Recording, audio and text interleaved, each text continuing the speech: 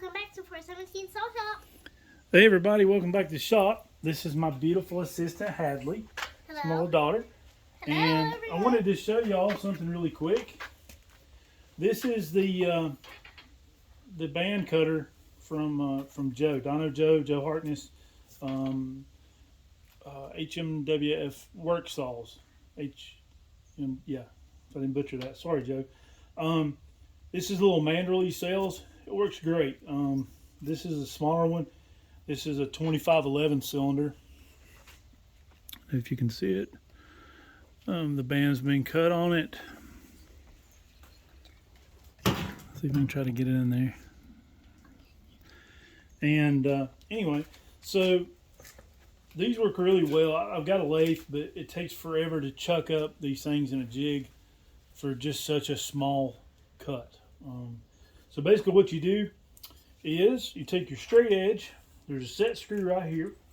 You measure your straight edge from your ring.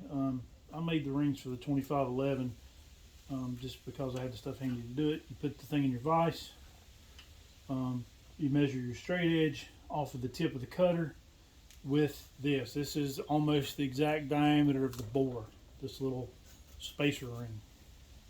And you put your cylinder down on top gently so you don't scratch the coating and slide it down. And then you just spin it around. This one's already cut, so it's not cutting right now. Well, I don't know where I was looking for my little feeler gauge. I'll help you find it. I don't know what I did with it. What does it look like? It's hard to explain. It's a little metal thing. So then here? That's all right. There. I'll do that. All right. Wait. So what you do? You drop this. Oh, thank you. There. You take your feeler gauge and put under the base of whatever cylinder you're cutting, and then you can adjust the height of your cutter, well, the depth really of your cutter. So anyway, you tighten your collar, use the Allen. I think it's a 4mm. Anyway, use your Allen to tighten this collar, tighten it down snug. And then I'll just hold this down with my thumb. Is the easy way I found to do it. And with these fingers here, I kind of smush it up against the feeler gauge based on how deep I want to cut it. And I found that not going any more with this in particular, 10 thousandths at a time is a nice cut. It don't gouge. It don't leave gaps. It's easy to do. So when it starts spinning free on the base or on this collar, then you know it's cut. But anyway, so ordered a couple of those. Very good setup. It uses high-speed steel cutter. You can resharpen these as needed, but cutting aluminum, I mean, you're probably not going to have to ever sharpen it, especially just taking a small amount. But anyway, just wanted to show you that cool piece of gear. I'm always trying to find new and improved and better things to make the builds better. If somebody's making something that's a good product or a superior product, then I'm not going to bother making it versus buying it, because chances are by the time you factor in your time, you can't make it for what they sell it for. And it's the same with Jason Egan and his parts and his mufflers and things.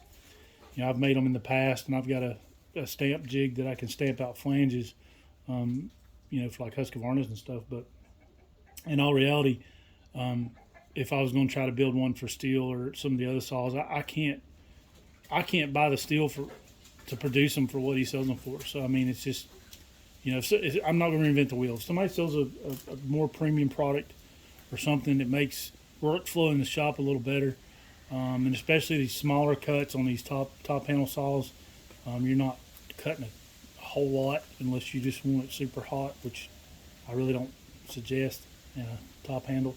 But if you're not building them super hot, you're just taking a few thou here and there. This little jig is the way to go. And he sells different ones. You can check his website. HMWF Work Saws is his website.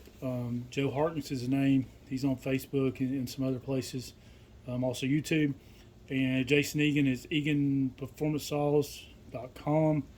He also has a wide variety of filters, muffler covers. I think he's got some dogs now. He's got a muffler for the 2511, which we'll be using on this one. I'll show you that when we get it built or put back together. And I think he just started doing 355T muffler, if I'm not mistaken. So anyway, excellent products, excellent guys.